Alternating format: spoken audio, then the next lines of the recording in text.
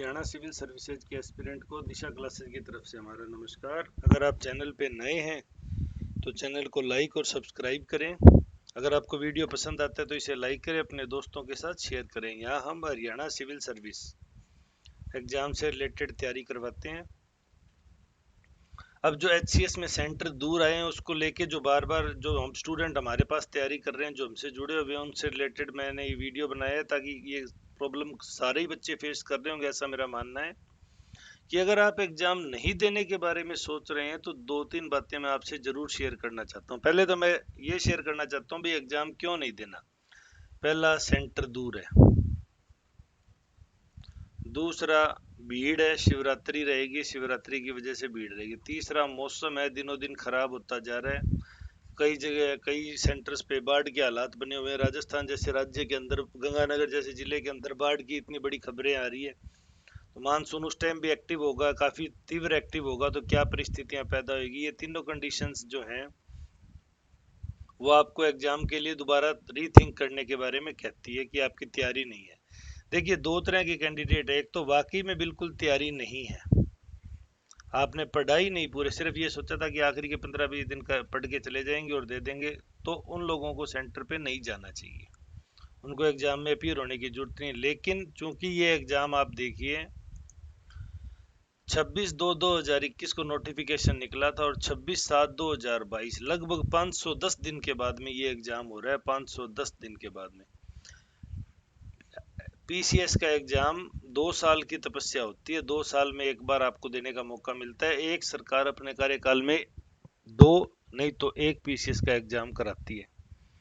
तो अगर आप ये सोच रहे हैं कि आप दूरी की वजह से नहीं जाएंगे या नहीं करेंगे तो ध्यान रखना, भविष्य में भी एग्जाम सेंटर इसी प्रकार आएंगे। इसका मतलब है कि अगर आप इस ये सेंटर परीक्षा देना छोड़ रहे हैं तो आप HCS ही छोड़ दें, हरियाणा के अदर एग्जाम की तैयारी करें किसी की।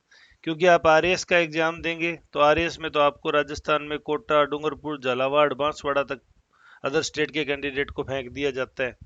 अगर आप उत्तर प्रदेश में परीक्षा देंगे तो इलाहाबाद, कानपुर, वहां तक आपको इतनी, वो भी काफी अच्छी दूरी है।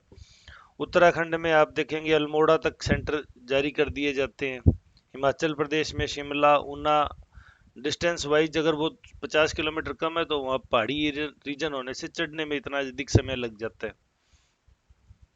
तो अगर आप PCS की तैयारी कर रहे हैं तो PCS के लिए आपको सेंटर इसी प्रकार मिल सकते हैं। हाँ, हम कोशिश कर रहे हैं कि सरकार हमारी सुनवाई करे, सरकार जायज से सेंटर दे। जैसे पिछली बार सभी को अपने नियरेस्ट सेंटर दिए थे, बड़े अच्छे से एग्जाम कंडक्ट हुआ था, कोई पेपर लीक नहीं हुआ, सबने परीक्षा दी।